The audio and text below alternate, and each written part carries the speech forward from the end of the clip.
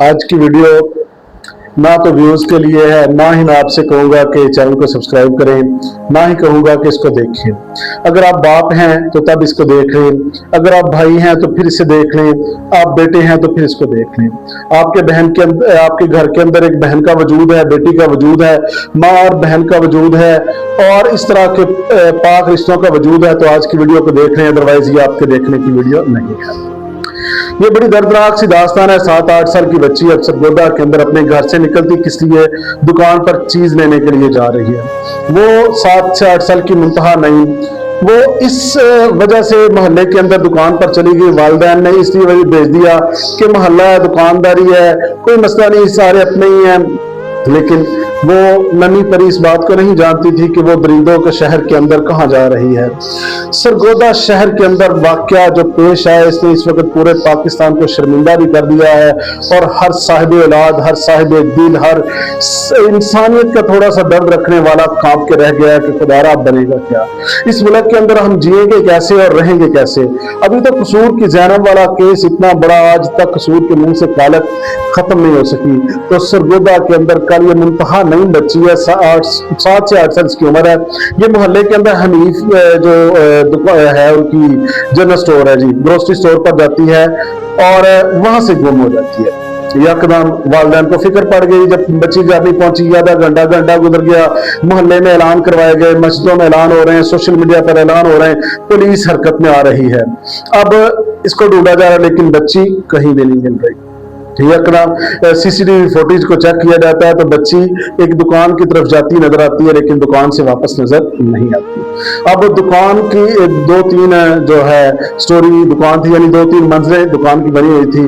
तो पुलिस ने जब तलाशी ली तो ऊपर वाली जो स्टोर पर जाते हैं, ऊपर वाली मंजिल पर, तो एक बोरी के अंदर वो नन्ही परी को गला काट के ज़िबा करके उसको बंद करके फेंका होता है। मेरे पास अल्फाज नहीं, ना मेरा दिल कर रहा है कि मैं इस बात को, इस वाक़े को किस तरह से बयान कर सकूं कि बाहैसियत बाप, बाहैसियत भाई और बेटा होने के नाते मेरे पास अल्फाज सारे आज खत्म हो गए। मुझे नहीं लगता कि इस हालात के अंदर हम लोग इस सहाफत को किस तरह से कर पाएंगे, या आप लोगों तक सच्ची खबर कैसे ला पाए। तो 2 दरिंदे, एक अरसलान और एक उसका जो दूसरा साथ है, उन्होंने 7 से 8 साल बच्ची के साथ दरिंदगी का खेल खेला, और उसके बाद ये जो किया दरिंदगी का खेल खोलने के बाद बच्ची को इस डर से कि बच्ची बाहर बता देगी, या बच्ची 7-8 साल की बच्ची क्या पता उसी दौरान में दम तोड़ गई हो, तो उन्होंने क्या किया कि ये जो कनस्तर लिया लोहे का, इसका ढक्कन उतारा और इससे बच्ची की शारा काट दिया।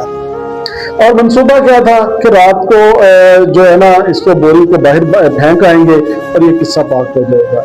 लेकिन यहाँ पर सीसीटीवी फुटेज ने उनका भांडा फोड़ दिया, और अब सूरत ये है कि बच्ची इस दरिंदगी के माहौल में, इस खौफजदा माहौल के अंदर, जहां ना बेटी महफूज, ना बेटा महफूज, ना बाप महफूज, ना माँ महफूज, ना बहन महफूज, ना भाई महफूज, पता नहीं क्या बनेगा। इतने अदारे बनने के बावजूद भी हमारे हालात, हमारे क्राइम नोट इस पर क्यों नहीं काबू पा रहे। लेकिन बच्ची आज कब्र के अंदर उतर गई है, अपने साथ वो सवाल छोड़ गई है कि मैंने इस दुनिया में देखा क्या था। कोई तो मुझे बता दे कि मेरा कसूर क्या था, मेरा कोई एक ऐसा जुर्म बता दिया जाए जो मैंने 7-8 साल की उम्र में कर लिया था। अभी तो मैंने इस जहान को देखना था, अभी तो उस दुनिया के रंग मेरे सामने आने थे, लेकिन मैं उससे पहले ही अपने खूने नाहक और अपनी वो नामूस की कुर्बानी देके जा रही हूँ, जिसने इस धरती को सुरख तो कर दिया है, लेकिन शदीद शर्मिंदगी से झुका भी दिया है। आप क्या समझते हैं कि इसका हल क्या है? क्या सीसीडी बन गई?